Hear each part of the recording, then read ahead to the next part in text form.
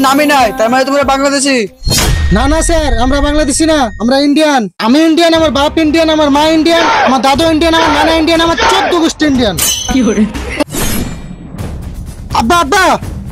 কি রে, কুকুরের মতন এত ঘেউ ঘেউ করছিস কেন? কি হচ্ছে বল। আব্বা, এসআর চালু হয়ে গেছে, আমাদের মনে হয় আর ইন্ডিয়াতে থাকা হবে না। কি আবল তাবল বকছিস? আমার তো কিছুই মাথায় ঢুকছে না।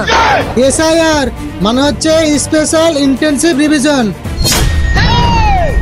যারা ভারতের নাগরিক তারা একমাত্র থাকতে পাবে, আর আমরা তো বাংলাদেশ থেকে এসেছি।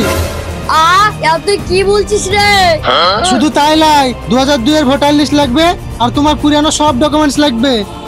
তুই চিন্তা করিস না, আমরা তো ভোট দিতেই যাবো না, আমাদের ধরবে কি? কত শখ! বাড়ি বাড়ি অফিসার আসবে, আসে ভোটার লিস্ট আর ডকুমেন্টস চেক করবে। তাই নাকি? এত ভারী বিপদ। চলো বেশি দেরি না করে ডকুমেন্টস গুলো সব রেডি করি। হ্যাঁ চল চল চল। ওই বাড়িতে কে আছেন? বাইরে আসেন। কোন শালা রে? পুলিশ? আব্বা কোন শালা চিল্লাছে গো?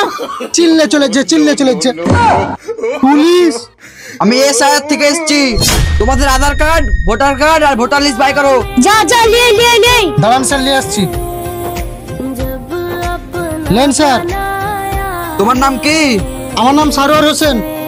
সারোয়ার।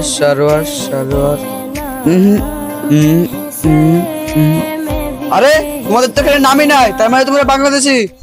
না না স্যার, আমরা বাংলাদেশি না, আমরা ইন্ডিয়ান। আমি ইন্ডিয়ান, আমার বাপ ইন্ডিয়ান, আমার মা ইন্ডিয়ান, আমার দাদু ইন্ডিয়ান, আমার নানা ইন্ডিয়ান, আমার 14 গোষ্ঠী ইন্ডিয়ান। হ্যাঁ স্যার, আমরা ইন্ডিয়ান। না তোমরা বাংলাদেশি, তোমাদেরকে আজকে বাংলাদেশ পাঠানো হবে। চলো আমার সাথে।